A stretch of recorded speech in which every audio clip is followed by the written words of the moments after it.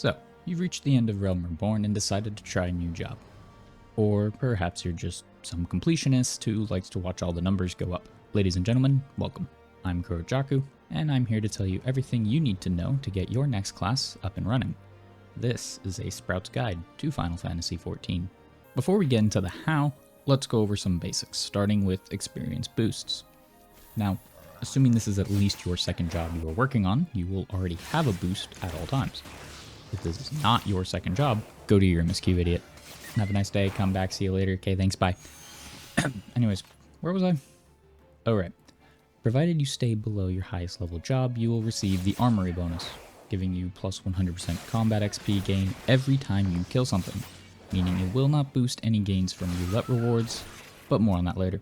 On the topic of combat boosts, there's the Rested bonus worth an additional 50% combat XP.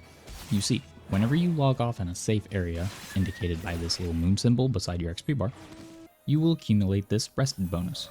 The dark orange bit indicating how much of your bar is boosted, while the blue implies it will be overfilling into the next level.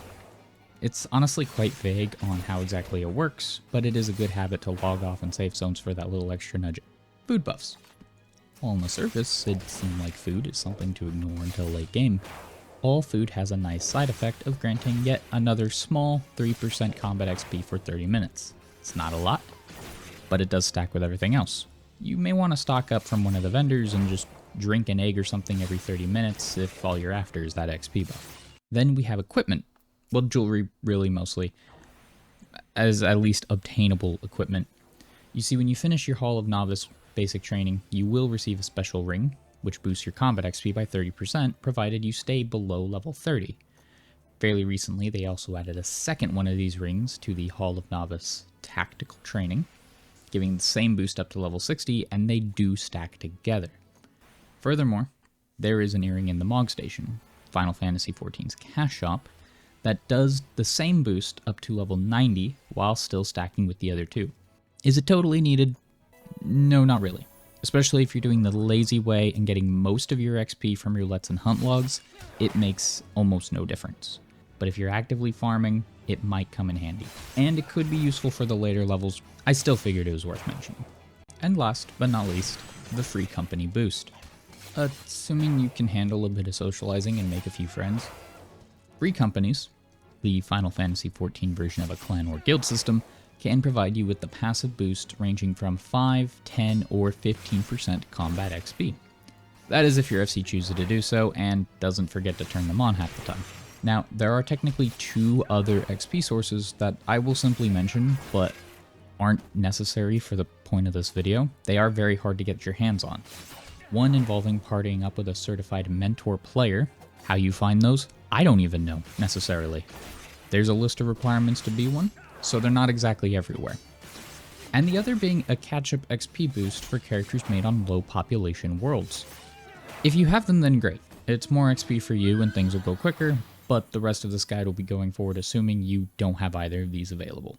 Now, let us move on to the process itself, starting from a freshly unlocked level 1 job all the way to level 50. Your first goal will be to reach the first major milestone at level 16, giving you access to the first dungeon and the level up roulette, one of the best daily sources for XP, especially at the earlier levels.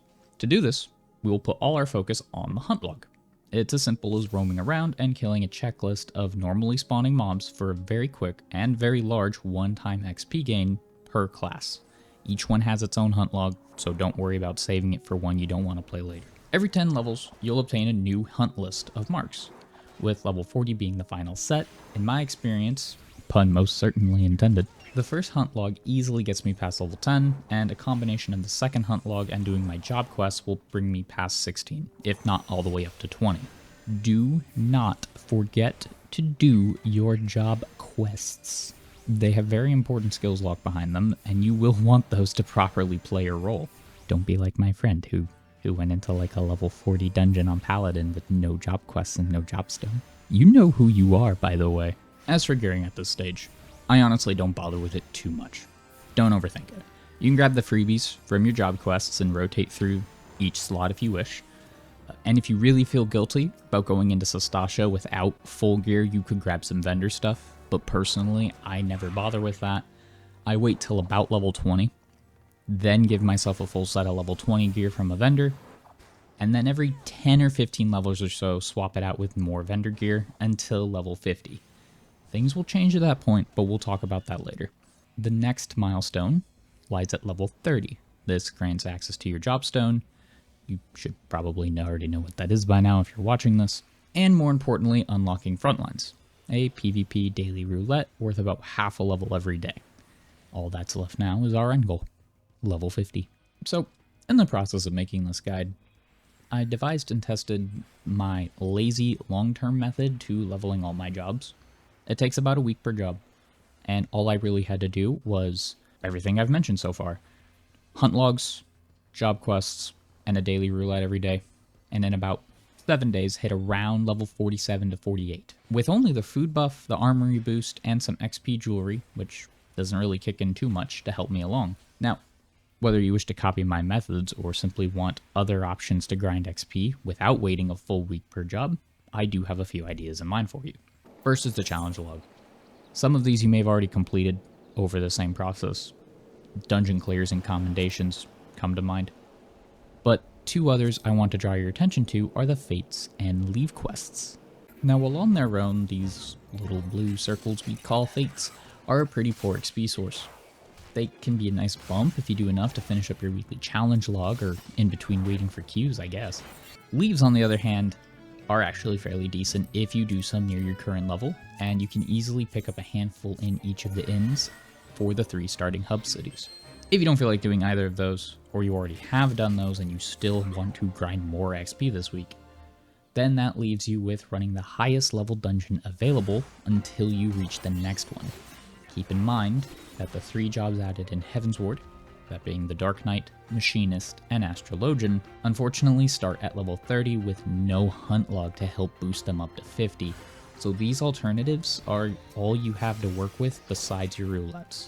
Level 50 is not the level cap. You know that, I know that. But this is where I'm stopping for today, as past level 50 is a whole new world deserving of its own video at some point. In the meantime, however, let's finally discuss gear properly. Now that you've reached level 50, the days of vendor gear are over. Well, unless you want it for glamour or something, I suppose.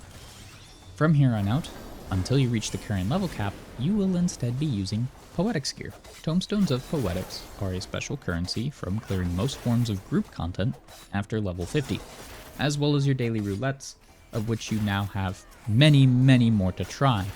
Additionally, you, as well as your whole party, may also get some bonus Poetics if it is anyone's first time clearing said piece of content. In each of the 3 starting hub cities, Limsa, Ul'dah, and Gridania, you will find a merchant near the Aetheryte, assuming you've already finished A Realm Reborn, that is. Here, you can buy a full set of gear for every job, including weapons and jewelry, that will easily last you through the next expansion MSQ, which means all you have to do from now on is remember to upgrade every 10 levels. On a personal experience, pun is still intended, by the way, this is exactly what I've done. I'm just finished Endwalker a day ago before recording this, and all I've done when it comes to gearing is wear Poetics gear since A Realm Reborn, and it hasn't become a problem a single time. And with that, you now have everything you will need to know when it comes to the first half of the leveling grind. Like I said, I'll probably get around to making a follow-up for this for the later levels at some point in the future, once I've done more testing and found a few methods that I can share. But for now, that will be all. Until next time.